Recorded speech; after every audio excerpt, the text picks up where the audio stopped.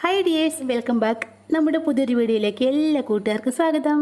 ചുവന്നുള്ളിയും വെളുത്തുള്ളിയും അതുപോലെ തന്നെ സവാളയും ഒക്കെ തോല് കളഞ്ഞെടുക്കുക എന്നുള്ളത് വീട്ടമ്മമാർക്കുള്ള വലിയൊരു ബുദ്ധിമുട്ട് തന്നെയാണ്.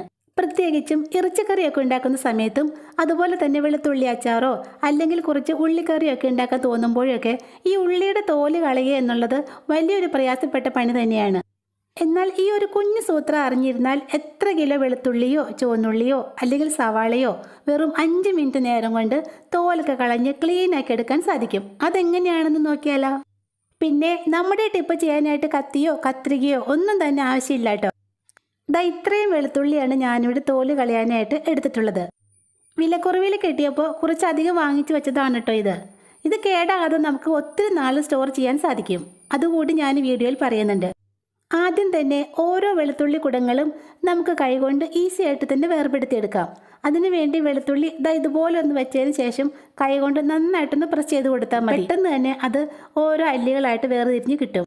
ഇനിയിപ്പോൾ കൈകൊണ്ടൊക്കെ പ്രസ് ചെയ്യാൻ ബുദ്ധിമുട്ടുള്ളവരാണെങ്കിൽ നമ്മൾ ഉള്ളിയൊക്കെ ചതയ്ക്കുന്ന കല്ലില്ലേ, അതിൻ്റെ പിടികല്ല് കൊണ്ട് പതുക്കെ ഒന്ന് തട്ടിക്കൊടുത്താലും മതി. വളരെ എളുപ്പത്തിൽ ഈസി ആയിട്ട് നമുക്ക് അല്ലികൾ വേർതിരിച്ചെടുക്കാൻ സാധിക്കും.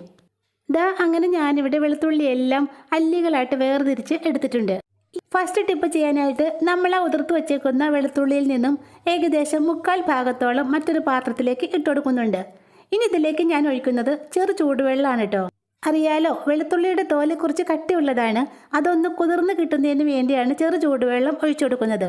അതുമാത്രമല്ല, ചെറു ചൂടുവെള്ളം ഒഴിച്ചു കൊടുക്കുകയാണെങ്കിൽ നമുക്ക് പെട്ടെന്ന് തന്നെ ഇത് തോല് കളഞ്ഞ് ക്ലീൻ ചെയ്തെടുക്കാനും സാധിക്കും.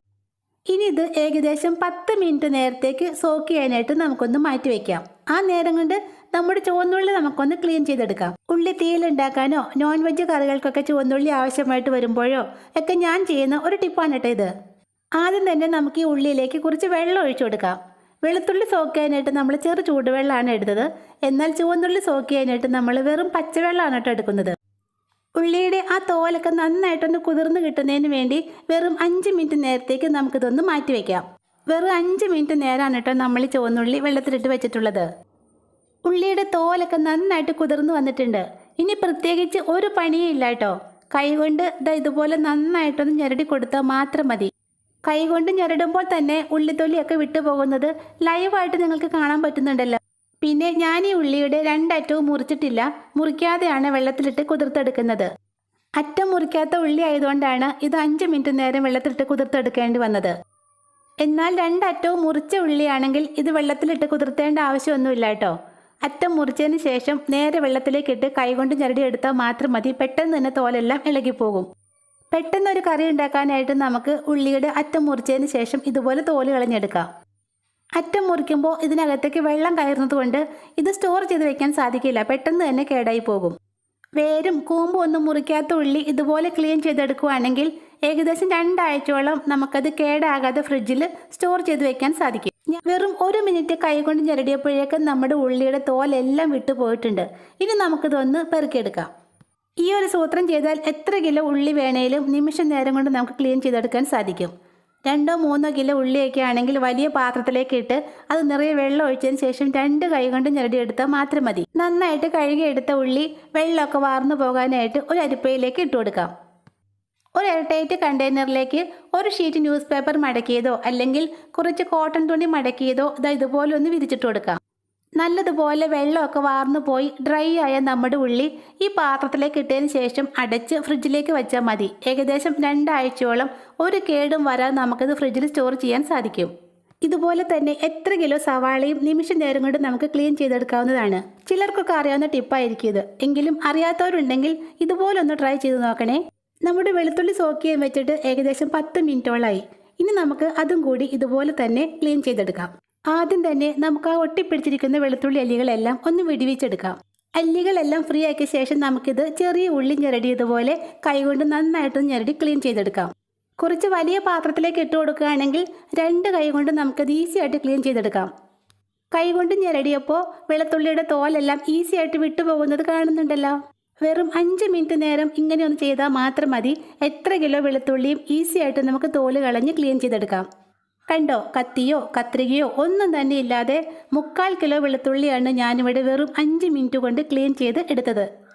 തോല് കളഞ്ഞ വെളുത്തുള്ളി പെറുക്കിയെടുത്ത് നന്നായിട്ടൊന്ന് കഴുകിയ ശേഷം നമുക്കൊരു അരിപ്പയിലേക്ക് ഇട്ട് വെള്ളം വാർത്തെടുക്കാം. നനവൊക്കെ നന്നായിട്ട് മാറിയ ശേഷം നമ്മൾ ആ ചുവന്നുള്ളി എടുത്തു വെച്ചില്ലേ, അതുപോലെ ഒരു എയർ ടൈറ്റ് കണ്ടെയ്നറിലാക്കി ഫ്രിഡ്ജിലേക്ക് വെക്കാം. വെളുത്തുള്ളിയും ചുവന്നുള്ളിയൊക്കെ വളരെ ഈസി ആയിട്ട് ക്ലീൻ ചെയ്യാനുള്ള മറ്റൊരു ടിപ്പ് കൂടി ഞാനിവിടെ കാണിച്ചു തരാം. ഇവിടെ അടുത്തൊക്കെ കല്യാണ ആവശ്യങ്ങൾക്ക് ചുവന്നുള്ളിയും വെളുത്തുള്ളിയും സവാളയൊക്കെ ക്ലീൻ ചെയ്യുന്ന ഒരു അടിപൊളി ടിപ്പാണിത്. അതിനായിട്ട് നമുക്ക് വേണ്ടത് ഇതുപോലുള്ള ഒരു പ്ലാസ്റ്റിക് കുട്ടയാണ്. ഉൾഭാഗം നല്ല റഫായിട്ടുള്ള, അതായത് പരുപരുപ്പുള്ള കുട്ടയിലേക്ക് നമ്മളെ കുതിർത്ത് വെച്ചേക്കുന്ന വെളുത്തുള്ളി ഇട്ടതിന് ശേഷം കൈകൊണ്ട് നന്നായിട്ടൊന്ന് അമർത്തി തിരുമ്മി കൊടുത്താൽ മാത്രം മതി. വളരെ പെട്ടെന്ന് തന്നെ ഉള്ളി ക്ലീനായി കിട്ടും.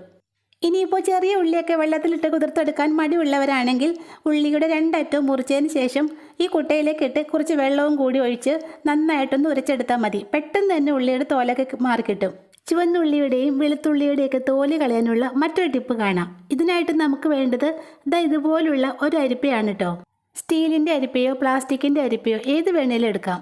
ആദ്യം ചെയ്തതുപോലെ തന്നെ വെള്ളത്തിലിട്ട് കുതിർത്തെടുത്ത ഉള്ളിയാണ് നമ്മളിവിടെയും തൊലി കളയാനായിട്ട് എടുത്തിട്ടുള്ളത്. ഏകദേശം 5 മിനിറ്റോളം കുതിർത്തെടുത്ത ഉള്ളി നമ്മൾ എടുത്തു വച്ചേക്കുന്ന അരിപ്പയിലേക്ക് ഇട്ട് കൊടുക്കാം.